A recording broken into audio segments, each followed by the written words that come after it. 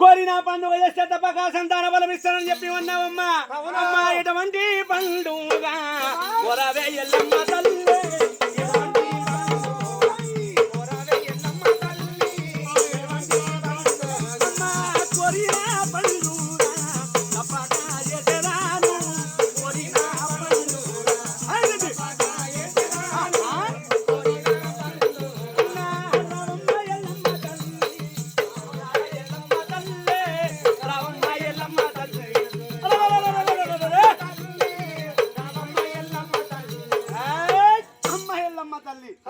ఎటువంటి పండుగ కోరుకోవమ్మని కోరిన పండుగ తప్పకుండా చేస్తామే ఎల్లమ్మ. అమ్మ ఎల్లమ్మ కాదురా కాదురా నీ వల్ల కాదురా కాదురా కాదురా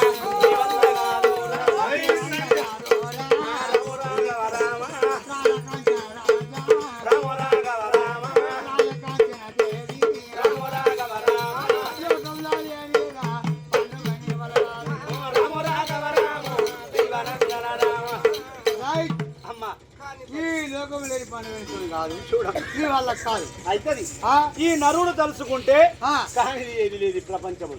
మీ ఆశీర్వాదం మా తల పైన ఉండాలి. ఈ నరుడు తలుసు చెయ్యని పండుగ ఈ ప్రపంచం. నరుడే నారాయణుడు, మానవుడే మాధవుడు, ప్రపంచం అన్ని కనుగొనడు తప్ప తల్లి.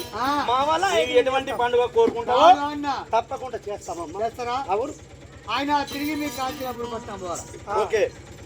ఆయన పోయిన తర్వాత 7 డుబ్బులోళ్ళు, 7 బయలుళ్ళు, 7 జోగి పాప, 7 కలుసారా, 7 డప్పులోళ్ళు. అవును. ఆయన పుట్టడు బండారా, పుట్టడు కుంకుమ, అవును. చిట్టడి దాకా పుట్టడు జిమ్మ పొట్టు, చిట్టడి దాకా పుట్టడు రొయ్య పొట్టు, ఆయన పుట్టడు కనుక మన గుగ్గిలం, ఇవన్నీ తీసుకోవాలా.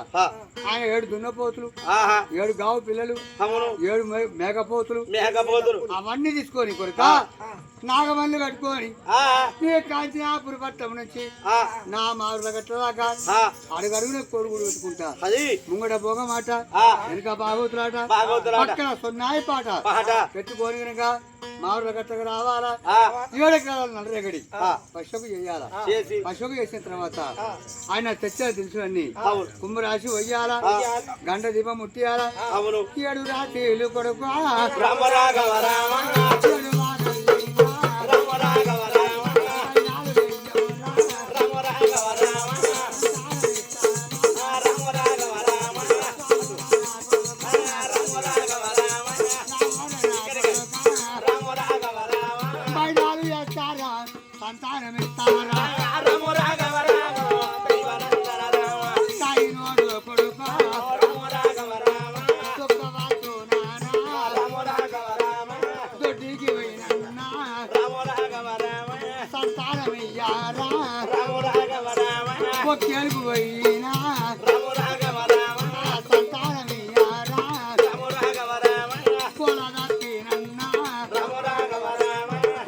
కొట్టంగా కొలదా పీనన్నా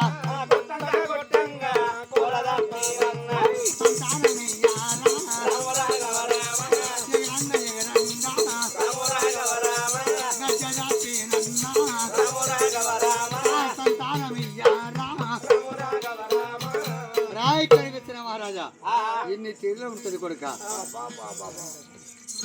కనకడపు బందైనా సంతానమయ్యా, సంతానమయ్యా, ఎవరు అక్కడ తాయినోడు సుక్కినా సంతానమయ్యా. ఆయన 7 రాత్రి 7 పగలు ఒక్కోడు వన్న సంతానమయ్యా. పసి పిల్ల పాల్దాయ పిల్ల పాల్దాయిన సంతానమయ్యా.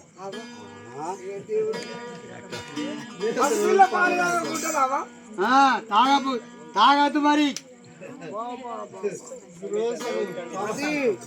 ఎందుకంటే 7 రాత్రులు లేదు సంతానం లేదు అన్నతోటి కాదు, లేదు. అమ్మారో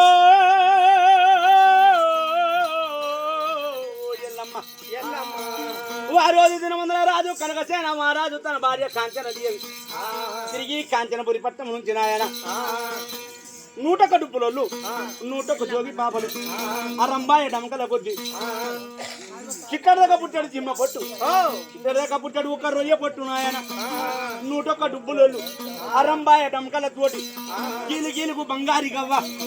మరి ఎల్లమ్మ ముందడు 7 ఎకరాల నల్ల రేగడి, 7 ఎకరాల నల్ల రేగడి పరిశుభ్రత చేసి గీలు గీలుకు బంగారి గవ్వ పెట్టి 101 కోడి గుడ్డు పెట్టి నాయన. వారి రోజు దినముందున రాజు కనుక సేన మహారాజు 1 రోజు కాదు 2 రోజులు కాదు ఎల్లమ్మ కొడుకు గలరా అరవై చేతుతాడు కనుక సేన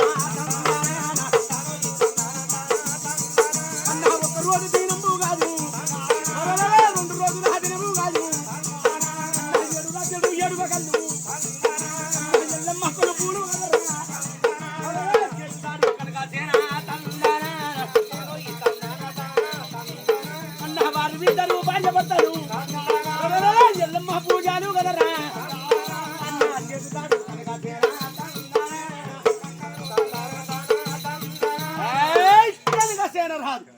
ఒక రోజు కాదు 2 రోజులు కాదు ఆయన 7 రాత్రులు 7 పగళ్ళు ఎల్లమ్మ పూజ చేసిండు కదరో భార్య భర్తలన్నా. అరే 7 రాజు 7 పగలని ఇంకా ఘోరమైన పండుగ చేస్తారు. ఆయన ఎల్లమ్మ చెప్పినట్టు ఇంకా ఒకడు తప్పకుండా ఆయన ఘనమైన పండుగ చేస్తున్నారు. ఆయన అడుగులు బయలు ఆయన జోగి పాపలే ఉన్నారు. ఈ ఎల్లమ్మకి అహంకారమా?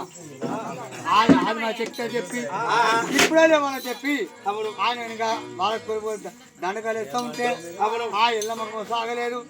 నిజ అవతారం వచ్చింది ఎంటికి ఎరవచ్చుకొని అరే ఆటాలు వాడు ఆడుతున్నారా ఆటాలు వాడు ఆడుతున్నారా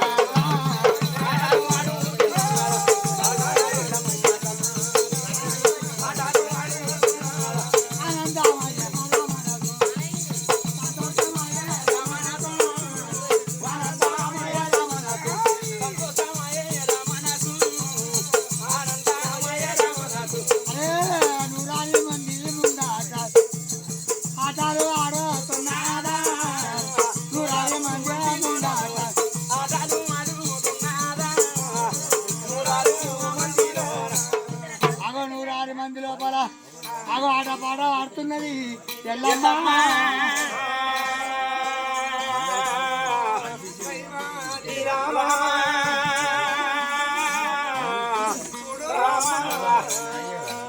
ఎల్లమ్మ చెప్పిన వస్తువు ఒక్కడు కూడా తప్పు అటువంటి తప్పకుండా 7 రాత్రులు 7 పగలు కీలు కీలుకు బంగారుగా కట్టి 101 డుబ్బులను 101 జోగు పాపను ఇక్కడ దగ్గర పుట్టెడు కుమ్మరాసి కీలి కీలుకు బంగారు కాబట్టి 7 రాత్రులు 7 పగలు ఎల్లమ్మ కొలుపు కొలిస్తే కాలుగడ్డే బంధువుల కనుక డబ్బు బంధు కాలేదు.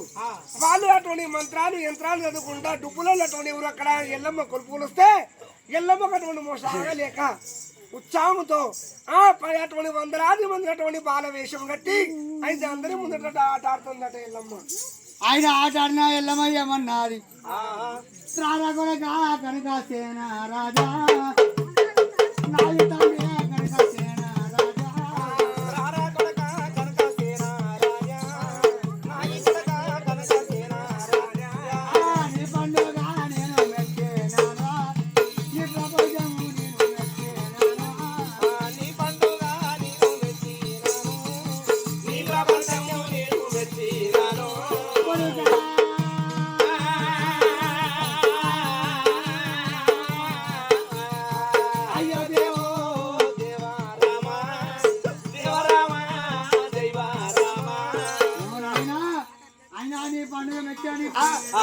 ఎంతో ఆనందం అనిపించింది. ఆయన అవతల సంతానం లేదు కొడుక నా తండ్రి శివుని వద్దకు పోయి సంతానం తెస్తా చెప్పి వారిని అక్కడనే ఉంచి అక్కడనే మాయమైందా ఎండికొండాల పుట్టినా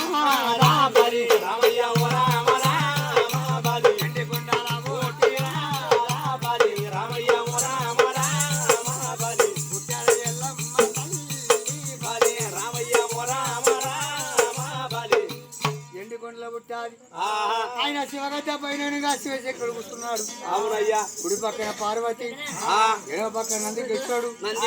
ఆయన ముగ్గురు కూర్చుంటారు. ఆడిగట్టి భక్తి పట్టాలి కూడా నాకు సంతానం ఇవ్వాలని చెప్పండి.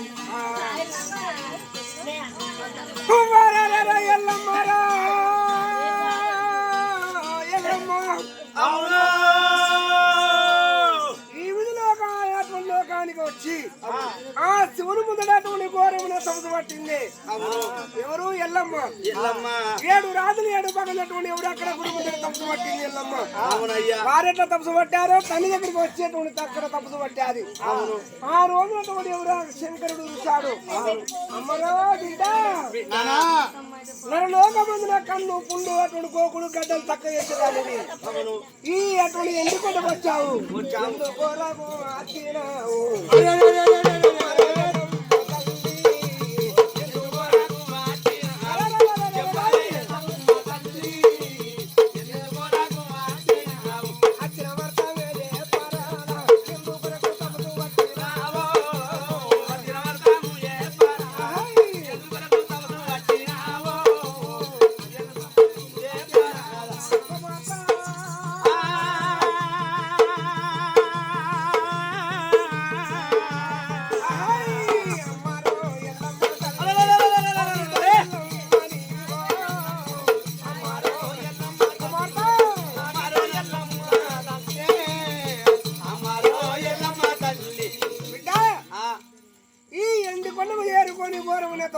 నీకేం కావాలో అడిగింది ఇస్తా. నరలోకం ఉంది గోకుడు అటువంటి గడ్డలు అటువంటి ఎవరు అక్కడ తక్క చేసేదాన్ని నీవు నీకు ఒక వరం ఇచ్చిన మరి నా యొక్క లోకానికి వచ్చేటువంటి తపస్సు పట్టావు. ఆయన కాంచనాపురి పట్ట మేరే రారాజు కనుక సినిమారాజు అతని భార్య కాంచనదేవి ఆయనకు ధనం ఇచ్చావు, భాగ్యం ఇచ్చావు, శ్రీమంతం ఇచ్చావు, ఇక్కడ మా భాగ్యం ఇచ్చావు. గర్భంలో సంతానం లేక ఆయన తిరులోకం నడిచిన నరలోకం అన్ని దేవులో పూజ చేసినా గాని ఏ దేవుడు సంతానం లేదు. ఆయన తిరిగిన మావల గట్ల కచ్చి 7 రాత్రులు 7 పగళ్ళు ఆయన ఘోరమైన తపస్సు పట్టారు. నేను మాదపుండ్లు గచ్చిపుండ్లు గోకుడు గడ్డలు ఆయన అక్కడ లక్ష్మి అనుకున్నా అవన్నీ కాకుండా అమ్మ నాకేం కాలే గాని నా గర్భస్థ సంతానం లేదు, నాకు సంతానం కావాలన్నది. నా వద్ద సంతానం లేదు. ఆ సంతానం ఏదని చెప్పంటే ఈ లోకంలో నేను పండుగ కోరుకుంటా వాళ్ళేమి చెయ్యరు, నేను సంతానం ఇయ్యాను అనుకుంటే నేను కోరుకున్న పండుగ నాన్న తప్పక వాళ్ళు చేసిండ్రు. ఇంత మిస్టేక్ కాకుండా చేసిండ్రు. అయితే వాళ్ళకి సంతానం చేయలేదా? ఇయ్యపోతే ఏమంటారు? దేవత కాదు దెయ్యం అంటారు, గుడి కాదు గుండం అంటారు. నా గుడి మీద మన్ను పోసిపోతారు. నా గుడి కాడికి పూజారులు ఎవరు రారు. అయితే నాకు సంతానం ఇస్తేనే తిరిగి నరలోకం పోతా, లేకపోతే ఇల్లు ఉంటా. అవ్వకు లేపుతాను తందానా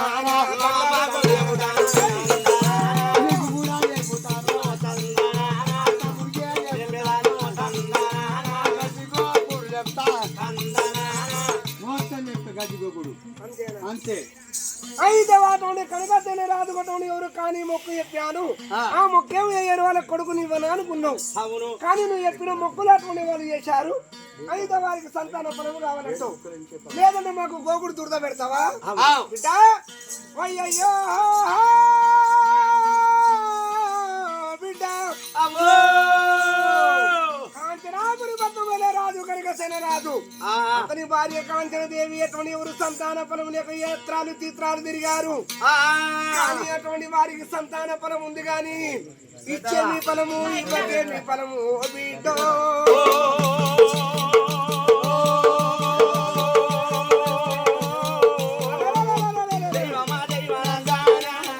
వారికి సంతాన ఫలం ఉంది కానీ ఇచ్చినటువంటి ఫలం లేదు బిడ్డ. అలా నీకెందుకు అవసరం? ఏం ఫలం లేదంటావా? నీకు ఏం అవసరం నానా? ఎందుకు అటువంటి ఫలం లేదంటే బిడ్డ పుట్టిన పిల్లగానికి అర్థం అవుతుంది. అయితే పుట్టిన 12 సంవత్సరం అటువంటి 16 సంవత్సరం నాడు అటువంటి పిల్లగాడి చనిపోయేది ఉంది. అందుకొరకు ఇవ్వకుండానే దుఃఖం ఉన్నది. మళ్ళీ ఇచ్చిన కొడుకు తన ఎత్తు కొడుకైనాక సత్యాటువంటి ఉన్న కొడుకు చనిపోయితే సత్యదాకా ఏడుపని చెప్పి అందుకొరకు వారికి సంతాన ఫలం ఇచ్చలేని బిడ్డ పుట్టిన పిల్లగానికి అర్థం అవుతుంది. నానా అర్థం అవుతుందని ఇవాళ పుట్టని రేపు దావని లోకమంతా ఏమంటారు? అనే ఎల్లమ్మ దగ్గర పండుగ చేసిండ్రు. ఆ ఎల్లమ్మ తప్పక సంతానం ఇచ్చింది. ఆ పిల్లానికి అవి తక్కువ అయి ఆ పిల్లాడి వచ్చిండు అంటారు. బజారు పిడ బజార్లో పోతుంది, మనమే రావద్దు. అయితే ఎందుకంటే నిందలేని పొందే పోదు, ఎందుకంటే పాముగుడి సచ్చిండు అని అంటారు. కానీ అటువంటి అక్కడ అవసరం ఎంత కొద్ది భగవంతుని మీద దేవుని మీద నింద లేకుండా ఇవాళ పుట్టి రేపే రావని గాని మనకు సంతాన ఫలం ఏమంటావా ఇస్తావాలేదా? ఓం నమో శివాయ మా బిడ్డ ఇక చక్కని బాలమామిడి పండిస్తున్న పండు లాంటి కొడుకు పుడతాడు. అయితే ఈ ఫలం ఉండబోయి కనక తెల్లదు కాంచన దేవికి ఇవ్వండి. ఆయన ఆ బాలవాడు పండు పడుకొని కావండి తల్లి ఎల్లమ్మ తల్లి అక్కడనే మాయమైందంటే గుడిలో పుట్టింది. అవును తల్లి అమ్మా ఇవ్వండి సంతానం. ఆ బంగారు కొమ్ములో నిండా బాలవాడు పండు పెట్టింది. ఆనాడు సంతాన బలం పట్టుకున్న కనుక రాజు కాంచన దేవి ఆనంద పడతారే కొంగ సంతోష పడతారే ఆనంద పడతారే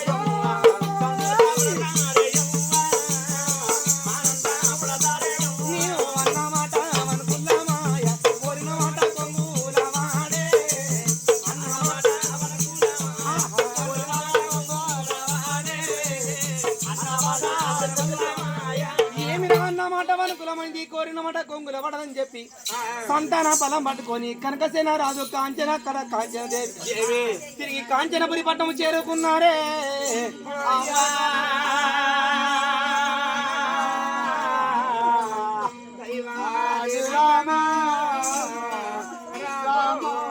సంతాన బలం పట్టుకొని అడ్డాల మెడకు చేరుకొని సచిన కమాల మమ్మడి పండు కతితో చూయించకుండా కొడంతో కొయ్యకుండా భగవంతుని పేరు పెట్టి పానకం చేసుకొని తాగినప్పుడే గర్భవతి ధరించింది.